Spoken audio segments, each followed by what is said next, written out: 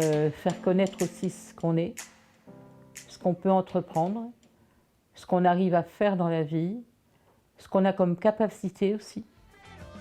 Bienvenue à tous dans Air Libre sur Radio Campus Besançon.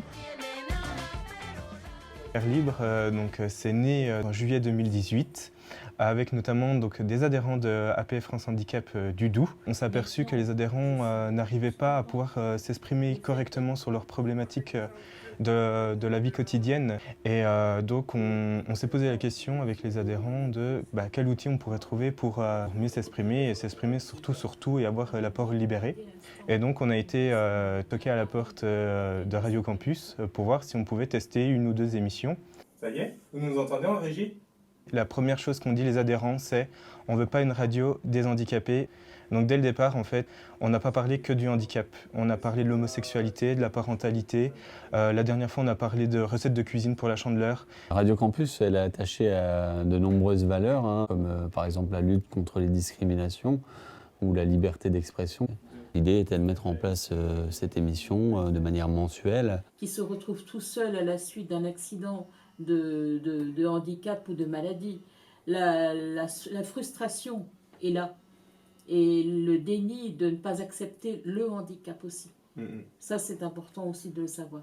François, tu voulais dire quelque chose ? Oui, mais Cécile, ça ne les oblige pas à être agressifs et méchants envers les autres, quoi. On essaie d'être les premiers lundis du mois en studio à Radio Campus, qui nous accueille. Et quand il y a un événement qui se présente, on fait des plateaux radio aussi avec le soutien de Radio Campus. Aujourd'hui, nous sommes en direct de l'événement étudiant Mythes et réalité, handicap et vieillissement. Alexandre va nous faire découvrir Eliade avec Claire Chambon. Quels sont les services proposés par Eliade ? Et quand on m'a proposé d'être dans le projet, j'ai pas hésité à dire oui une seconde. Ce que je préfère dans la radio, c'est comme ce matin, les interviews. Disons qu'on leur donne les outils nécessaires pour composer une émission radio, d'environ d'1 heure. On va leur faire travailler un conducteur, travailler la rédaction, l'écriture. Sur la partie rédactionnelle, ils sont en complète autonomie. Il nous manque un rôle, on va dire, sur la technique, on va dire, sur le mixage, mais on va y arriver. Je pense que oui, dans la prochaine émission, dans les 2 prochaines, il y aura une des personnes qui sera affectée à la technique, au mixage. Ouais. Et là, ils seront en complète autonomie. Donc la première question est d'ailleurs, comment fonctionne une structure UFCV ? Quand j'étais ado, j'avais tout le temps une chaîne IFI dans ma chambre qui tournait jour et nuit, quoi. Donc la radio, c'est un truc qui me passionne. Pour moi, je trouve ça vachement enrichissant parce que même si on a tous des handicaps différents, on est tous capables d'apporter quelque chose au projet, quoi. L'idée, c'est que chacun ait un rôle, finalement. Alors, quand la personne se sent moins à l'aise, on va dire, dans l'expression orale, on va plus lui confier une action technique. Donc, le rôle de Sébastien, justement, c'est d'envoyer les titres au moment clé de l'émission. Il a ce rôle-là, voilà, de programmateur, finalement, musical.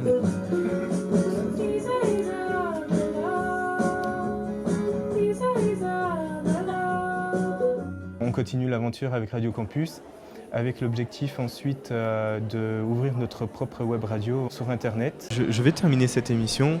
Je remercie aussi vous trois, les 3 chroniqueurs d'aujourd'hui, Cécile, Alex et François.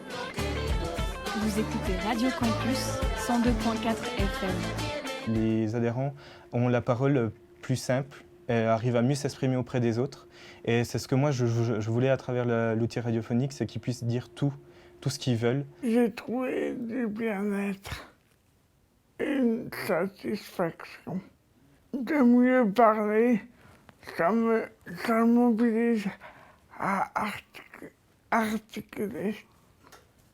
J'ai vraiment plus peur de rien du tout, quoi. Je veux dire, ça m'a complètement décomplexé, quoi. Je veux dire, si tu veux, maintenant, j'hésite plus, j'y vais, je fais, Et on a quelque chose à dire, c'est un message à faire passer.